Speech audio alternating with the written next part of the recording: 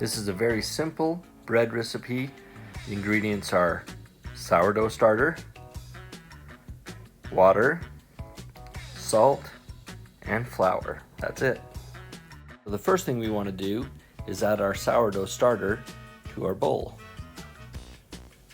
The next step would be to pour in your water and get it mixed in with your starter. Next, you'll measure out your salt and sprinkle it in. Then your last step would be to add your flour according to your recipe. Once you have all of your ingredients, you need to mix it into what we call a shaggy dough, which is where it's not perfectly smooth, but all of your ingredients are incorporated into one.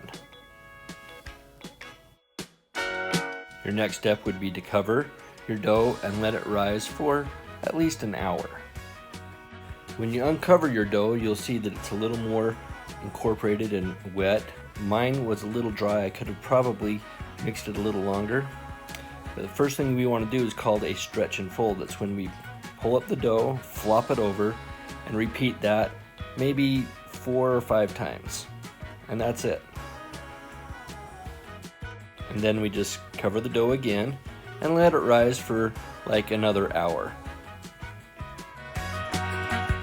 When it's finished rising, we remove our dough, throw it out on the table. I usually like to flip it over so that it's face up, like that. It's just wonderful. Then we just take a knife or a blade and divide our dough into loaves. I'm cooking 4 loaves, so I'm going to divide it into 4 big chunks, like this. Our next step is to form our dough into loaves.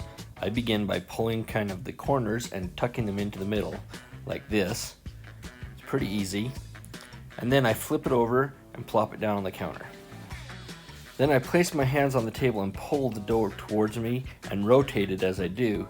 And what this does is pull the skin on the top of the dough into a nice tight ball. And you can see that it forms. The more you do it, the better and more round it gets, and you get this really nice ball of dough. Then all you have to do is continue that process of tucking in the dough, pulling it toward yourself, and forming nice round loaves. It's tricky at first, but it's a really rewarding process. Then, once you've finished forming your loaves, you take the loaf and you place it into a container of your choice.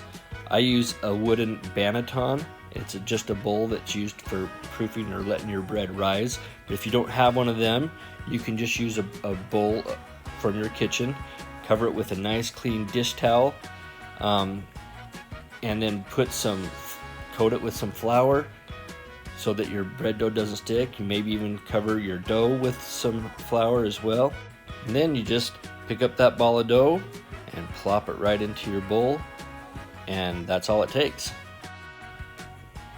After that, you'll want to cover your dough again and then let it rise for another 2 to 3 hours.